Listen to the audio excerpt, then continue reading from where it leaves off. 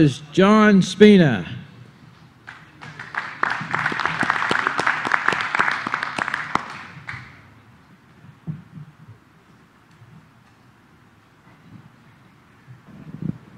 Hello, everyone. Dennis has been asking about this marijuana just a little bit too much. Doth protest too much. So I'm sending him a care package when I get back. I know he's after that, and I gotta take care of that. Yeah. I want to talk a little bit about Caspers. First of all, we've been in the Chicago area for many years. We started in 1988, and in fact, one of the first contacts I ever had in the Buick community was with Dennis Kerben.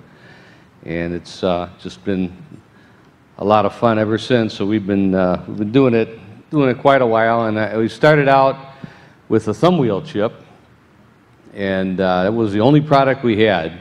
And then we kind of moved into a few other things. We did digital dashes and some wiring, and eventually got into all the wiring of the Grand National, including the engine harness and accessories and performance add-ons. All had to do with wiring. I guess we're really wired.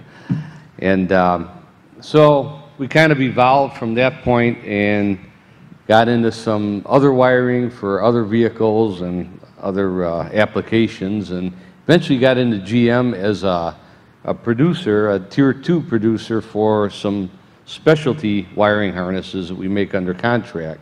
So now GM, Chrysler, and Ford are three of our biggest customers for wiring. But we still do the Grand Nationals, and very proud of it. We're really dyed-in-the-wool turbo guys here with the Buick stuff. So, but anyway, I want to talk about some of the electrical issues that our 30-year-old cars are starting to see. Well, we've been seeing them for a while, and they're getting progressively worse, and I have a couple little theories about it. Anyone out here can say that they've had electrical problems with their cars? Just raise your hand. Well, the rest of you will. And the problem is the wiring on these cars is starting to deteriorate. If anyone has tried to replace a connector by cutting off the old one and then stripping back the insulation and trying to find a way to get the new one on, you'll find that the wiring has changed colors, and in many cases has turned completely black, and it's impossible to solder.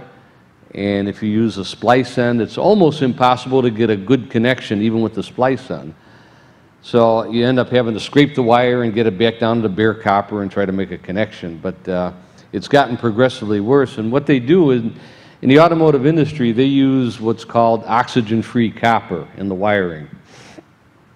The wire is then treated in such a way that it doesn't tarnish and it doesn't oxidize, and it lasts for a long time. But after about 10 years, it starts to happen, and now we've tripled that. So we're in the 30-year mark, and we're seeing it. It's pretty serious. So anyway, aside from the wiring, you have certain features on the engine that have been giving people fits. Now, going through the parking lots here and finding the cars with the hoods up and seeing what they have. Now, I've been preaching for many years that delay relay is probably one of the worst things that GM ever put on our cars. The delay relay is a large one. It's the biggest one. It's got two connectors on it. It's an unsealed relay, which in today's standards is taboo. Nothing is unsealed. And it's prone to water damage, and it's prone to internal damage, and eventually it will cause your car to start the coolant fan when it shouldn't. So the result is you go out to the car after it's been sitting a weekend, you have a dead battery, and you don't know why. Well, what happens is because of the internal shorts, eventually the connections within that relay connect back to turn on the fan, and they don't shut the fan off. And then, of course, if the fan runs on high, which it does with the delay relay, within a couple hours, your battery is dead as a doornail, and you don't understand why. You jump it, you charge the battery, you're fine, and then it creeps in at night and gets you. So what I've been saying, and I'll continue to say it, is when you see that under your hood, disconnect it. take it out of the picture altogether. It really doesn't do you that much good. And in fact, you know, the result is it's not worth having on your car because it doesn't really help. But it absolutely will give you problems after a certain amount of time. And a lot of guys will say, well, you know, my car never sees rain, never sees snow, it sits inside all the time. Doesn't matter, it's moisture that gets in there, and it's a hot and cold cycling that brings the moisture into the part and doesn't let it leave.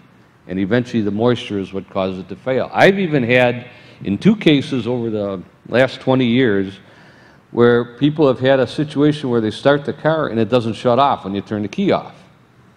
And you wonder, how could that be? Maybe bad ignition switch? No. It's backfeeding within the internal rust that happens inside that relay and brings the switch positive to a hot positive. You unplug the relay, the car shuts off. So it's an issue. So my recommendation, again, and I always say it, if you see that, pull the plugs out. Some people have gone so far as to take the relay apart and gut it, and then put the plugs back in and make it look factory original, but without the disadvantage of having the internal parts failing. So that's something that everybody should do. And when I see it, I'll pick on you. If I see your hood up and I notice it's plugged in, I'm going to say something. But it will save you a lot of problems up the road if you just disconnect it.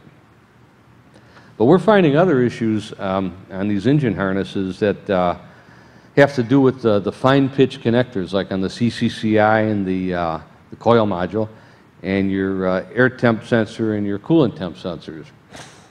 The connectors they used back then were called Metropacks. And the Metropack connectors are very closely spaced and they're very tightly positioned pins and small little pins and little terminals that mate with it. And they lose their spring tension. And when they do that, the contact between the pin and the receptacle loses its connection and it develops resistance. And when that happens, it kind of snowballs if you're running power through it, and eventually it fails. So sometimes you have a car that doesn't want to run right, you shake the connector and suddenly it stutters and it comes back to life. So the CCCI is the biggest one, and those are starting to really fail, you know, to the point where it's time to replace them. ECM connectors, the ECM is prone to water damage because of just the nature of the beast. Water eventually works its way into the computer, and because the computer's in the kick panel and the connectors are facing up and the connectors are not sealed, this leads into a situation where the water sits in there sort of in a shelf and just sits there and corrodes, allows corrosion between the terminals. You have electrolysis basically, and that causes the corrosion causes the tin plating on the terminals to break down, and now you have base metal up against tin, which you can't have.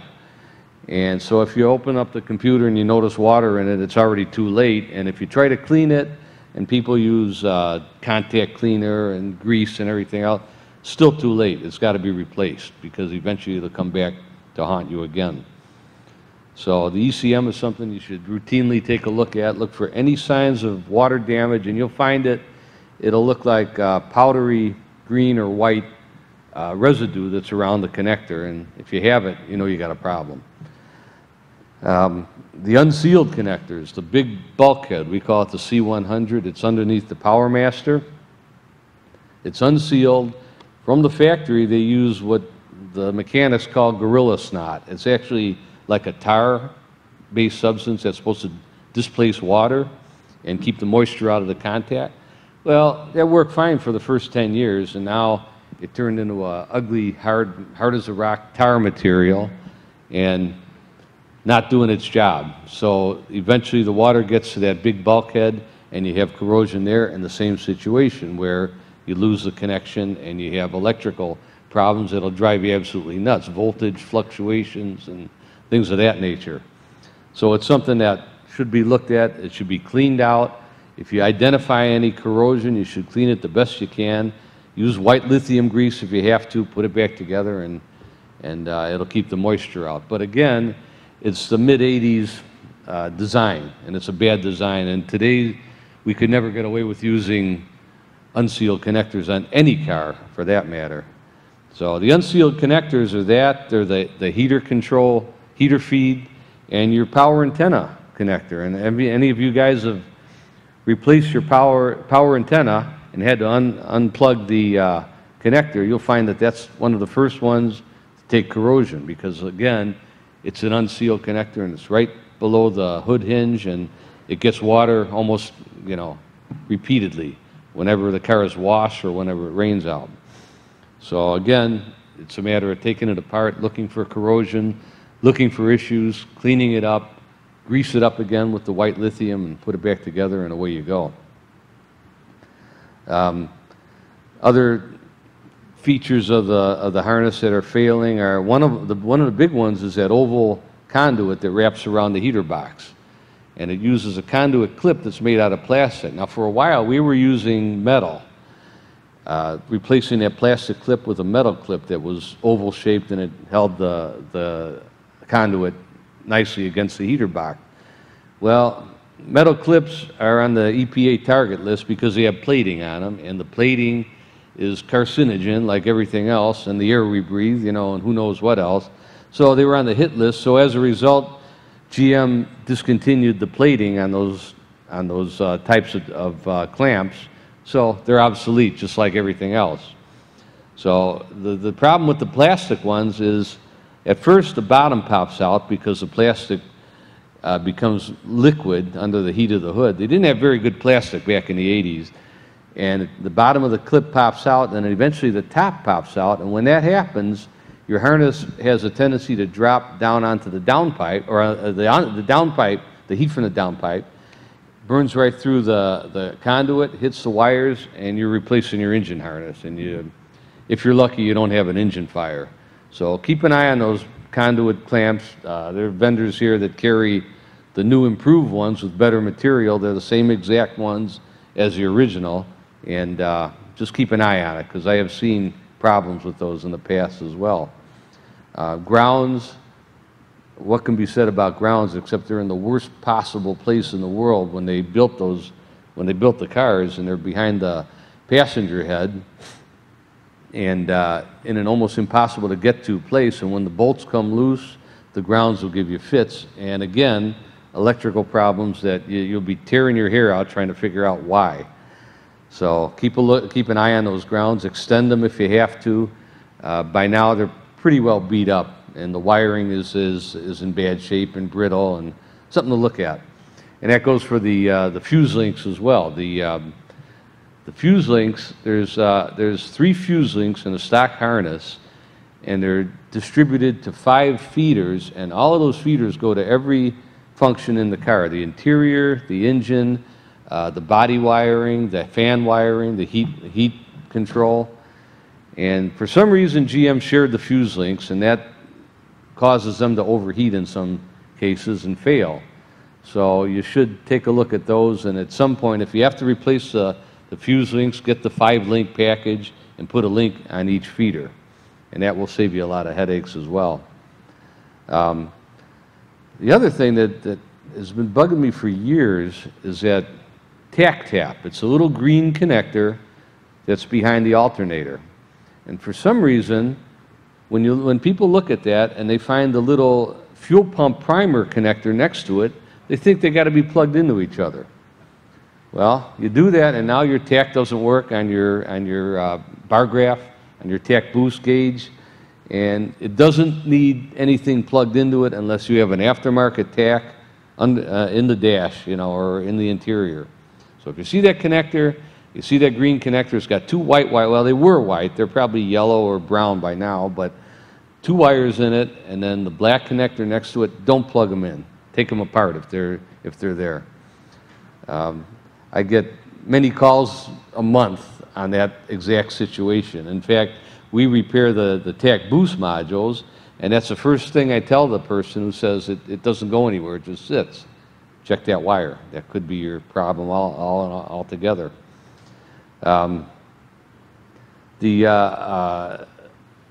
Probably one of the biggest or most prevalent calls I get, and Richard gets them as well, and he gets probably more than I do, is somebody that takes their car, puts it away for the winter, and for some reason they take it out again and it won't start. And now you have what's known as a no start condition. And the question, $1 million question is, what do you do? Where do I go? Well, there's a dozen different things that you could look at, but probably one of the most common problems is the fact that the cam sensor or the crank sensor isn't getting its signal to the CCCI. So when Scott mentioned the little box, and he can hold it up here and show you, it's with the help of Richard and the prodding of Richard, we finally put it together in a package that you can actually use. And basically what that does is goes in between your coil module and the plug that plugs into it. It's got a bank of LEDs. It's a very cheap and dirty test to be able to tell you if you're getting the cam signal, the crank signal, and the power to the module. Those are by and far the largest contributors to a no-start condition. And with this box, and you should really have one, and because of the age of the cars, it'll help you out a great deal when it comes to the no-start condition. And yep, and it also does the hot air cars as well. There's a switch on it so you can toggle over. But 3 LEDs light up, and if one of the 3 doesn't light, you know that you got a bad connection, a bad sensor, or something of that nature, and you know where to troubleshoot. The other thing, we move on to the interior of the car, is the dash on the car. Now, anyone with digital dashes, which was an option on, a fairly common option on these cars, they have a couple of problems with them. They have what's known as a dead dash condition, in which case there's a power supply on the digital dash that has to be replaced.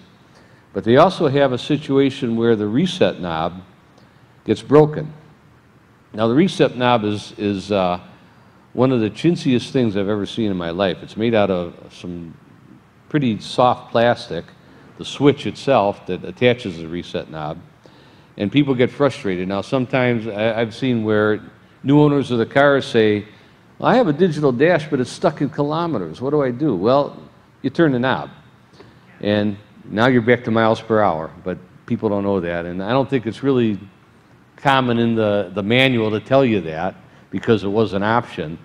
But so remember that if you change your battery or you come out and for some reason it's in kilometers, turn it, but turn it very gently, because what people tend to do is overturn it. In fact, I think they put impact wrenches on them to turn them, and they break the switch, and now you got a switch that's flopping around, the little knob is, so now you get frustrated and you start shoving it. Well, what happens is you end up breaking the fluorescent display for the trip odometer. And they don't make those anymore. So when that breaks, you're going to have one dark area on your dash unless you can find a parts dash to use. So the digital dash is an issue because of that. And the dead dash situation is kind of a genetic failure. We have repaired hundreds of them, and they all have the same exact failure. So eventually, if it goes dead, you know it's got to go in and come out. And there's only 11 screws that hold it in. You can have that dash out in 5 minutes. If you leave the trip odometer in the hole, you can pull the whole thing out. So it's not that big of a deal to remove it and send it in for repair. The analog dashes, and actually it does spill into the digital dashes, have another problem with the light bulb sockets. And you'll notice that your telltale lights, some of them work, some of them don't. Sometimes the turn signals don't work. Sometimes the security doesn't work. The bulb sockets are the culprit. Now, I have done hundreds and hundreds of dashes and taken every one of the bulbs out that don't work, and out of that, I can count on one hand how many actually dead bulbs I had. It's not the bulb that's the problem, it's the socket. And it's because of, again, electrolytic corrosion between, and dissimilar metals, what it is, between the socket contacts and the bulb terminals. Contacts are brass, the terminals are steel. Brass and steel don't like to conduct electricity without doing damage in between, and that's what happens. So the sockets go bad. And if you're crafty, you can scrape them and you can make them work again, but bottom line is, if they're that bad, you got to replace them. And I don't know who even carries those sockets, but it's something that, I'm sure Napa has them, but it's something that you should replace if you find bad ones. And you will find bad ones on your dash. The tack boost, the little bar graph thing on the analog dashes, another genetic failure on those things, and they all seem to go the same way. Now, I have a theory on those, and I think it has to do with bacteria eating away at the surface of two of the chips that are in there that do the calibration. Because I've seen them under the microscope, and it's just it's like a printed trace on a piece of ceramic. Well, the trace looks like somebody hit it with acid and dissolved it, and this is why those units fail and they go bad. Now, you know, the argument is, well, it's you know, and I don't really use it for racing, and you know, you can't really, it only goes up to 15 pounds. Well, we're restoring our cars here. They're going back, a lot of them are going back to how they were, and part of the restoration process is to make sure that you have a functional tack boost display. So it's critical that you should take a look at that, and if it's bad, send it in and we repair it. The chips that go in there are proprietary chips, and many years ago I was faced with the dilemma, how do I fix this and still buy proprietary chips? And I managed to make a deal with the engineering at GM, and they sent me to the supplier. The only catch was I had to buy thousands of them, which is good because now I have enough parts to repair them all. So I have the chips, and I can repair them, and you know, it's common failure, a genetic defect. And you know, common sense with the wiring harness. You take it apart, you find loose tape, you find conduit that's deteriorated and cracked and needs to be replaced. Replace it. Put new conduit on, but make sure you don't use the common vinyl PVC electrical tape. Do not use electrical tape on your engine harness, the kind that you get at you know, Home Depot. It looks great for about a week, and then it starts shrinking and it starts turning to goo, and then you got real problems. There's specific harness tape that many of the vendors carry that's made specifically for the heat and for the fuel vapors and for the alcohol. And it doesn't, they don't turn to gum, they actually dry out eventually, but they don't fail like that, and they don't shrink. So don't ever, ever, ever use electrical tape on your harness. Again, I've been preaching this for many years, and you guys probably look at me and say, he said the same thing 15 years ago. Well, I did, but it's gotten critical now. We have been building engine harnesses since I built my little Cobra kit car back in '95, and I used to build them one at a time. And now the demand is so high for complete engine harnesses that we build them in production, in our production operation, where there's no more soldered connections. Everything is ultrasonically bonded internally. The grounds are made longer. The certain connectors are made longer. There's 5 fuse links. There's multiple grounds in it. It's a good piece. Now, the only downside is it's limited to how many I can build, because all of a sudden we come to find that GM, when they start canceling parts, they want to cancel our weather packs and our Metro packs, and and especially the sealed connectors, and make them impossible to get. And I have to be able to buy every single connector on that harness to make it right. Now, one of the things I did do is I removed the delay relay wiring altogether.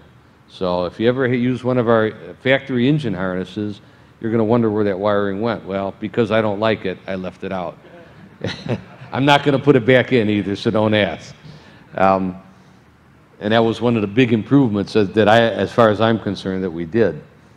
So anyway, we're still making the factory harnesses, and we're selling a lot of them because there must be a lot of cars with intermittence and just strange little bugaboos that happen. But like I said, it's just a matter of time before they put the limits to how many connectors we can buy, or if we can even buy them again. And at that point, I got to discontinue it, and that's going to be a dark day for the Buick community, because that's a critical part for these cars. So anyway, that's all I have to say. We have our little meeting tables here afterwards, and if there's any questions, feel free to step up and raise the issues, and we'll take it from there. Thanks, Dennis. Thank you.